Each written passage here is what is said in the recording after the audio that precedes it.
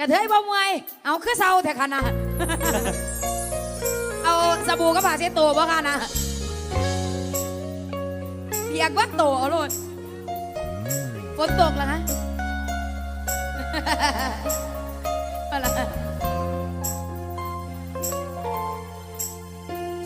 มือนี้หนูมีแนวมาเล่าให้ฟังเป็นเรื่องราวความหลังที่อยากฟังใจมันเกิดขึ้นตอนที่หนูยังเรียนม.ปลายเป็นสิ่งที่หนูจำได้บอกเคยลืมมือนั้นหนูแอดเฟซบุ๊กผู้บ่าวอันหนึ่งไปบอกดอกว่าเป็นใครให้เจ้าหูเองเป็นเวลา18 นาฬิกาแข็งหนูนั่งจอบนั่งเล่งเขาสิรับแอดบอกแล้วเขาก็รับแอดหนูไม่ได้ใจแต่น้อหนูเลยทักแชทไปน้องว่าเฮ็ดยังอยู่เขาก็เลยตอบมาว่ากินข้าวอยู่ให้อดใจรอสักครู่กินข้าวแล้วสิแชทลาที่ฉันก็รอจนมาหอดมือนี้เป็นเวลา3 ปีเห็นจะได้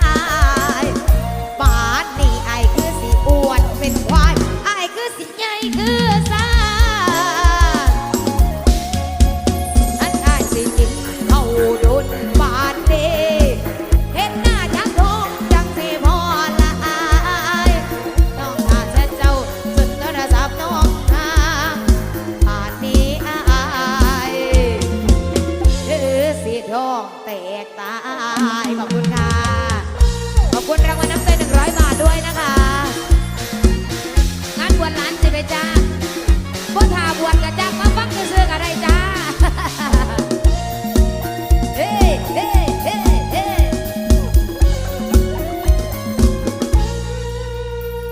มือนั้นหนูแอดเฟซบุ๊กผู้บ่าวอันหนึ่งไปบอกดอกว่าเป็นใครให้เจ้าเองเป็นเวลา18 นาฬิกาแข็งหนูนั่งจอบนั่งเล่งเขาสิรับแอดบอกแล้วเขาก็รับแอดหนูไม่ได้ใจแต่น้องหนูเลยทักแชทไปน้องว่าเฮ็ดยังอยู่เขาก็เลยตอบมาว่ากินเขาอยู่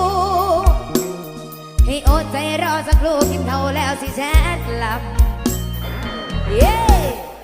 อีฉันก็รอจนมาหอดมือนี้เป็นเวลา3 ปีเห็นจะได้ป่านนี้ไอ้คือสิอ้วนเป็นควายไอ้คือสิใหญ่คือสาหันไอ้สิกินเขาโดนป่านนี้เห็นหน้าจังทงจังสิพอละอายน้องถ้าจะเจ้าจนโทรศัพท์น้องหาป่านนี้อายที่ฉันก็รอจนมาหอดมือนี้เป็นเวลา3 ปีเห็นจะได้ป่านนี้อายคือสิอ้วนเป็นควายอายคือสิใหญ่คือสาคันอายสิกินเขาโดนป่านนี้เห็นหน้าจังทงจังสิพอละอายน้องถ้าแต่เจ้าจนโทรศัพท์น้องหาป่านนี้อายคงสิท้องแตกตาย